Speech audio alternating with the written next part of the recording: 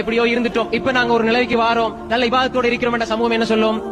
வாப்பா எல்லாம் நல்லம், நீங்க எல்லாம் நல்லம், ஆனா நீங்க எப்படி இருந்தீங்க அதெல்லாம் மறந்துட்டீங்களான்னு கேட்கும். நான் தௌபா செஞ்சு அல்லாஹ் டிலீட் பண்ணிடுவான் சவர்கள் எல்லா பாவத்தையும். அதே மாதிரி தான் நாங்க தௌபா செஞ்சு அல்லாஹ் எல்லாத்தையும் அழிச்சிருவான். ஆனா நாங்க பழச கின்றோமே, கின்றது அல்லாஹ் அழிச்சதை நீங்க வெளியே கொண்டு வாரீங்க.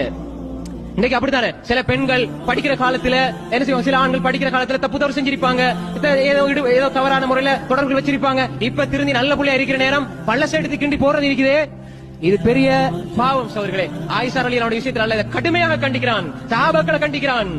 எனவே அன்புக்குரிய சகோதரர்களே, அப்படி சொல்லக்கூடாது. மக்கள் அப்படி சொல்லுவாங்க, விடுவாங்களா? நீங்க எப்படி இருந்தீங்கன்னு எங்களுக்கு தெரியும், ஸ்கூல் காலத்துல எல்லாம் எப்படி இருந்தீங்கன்னு தெரியும், இப்ப பொத்திட்டு இருக்கீங்க, மார்க்கம் சொல்ல வராதீங்கன்னு சொல்லுவாங்க.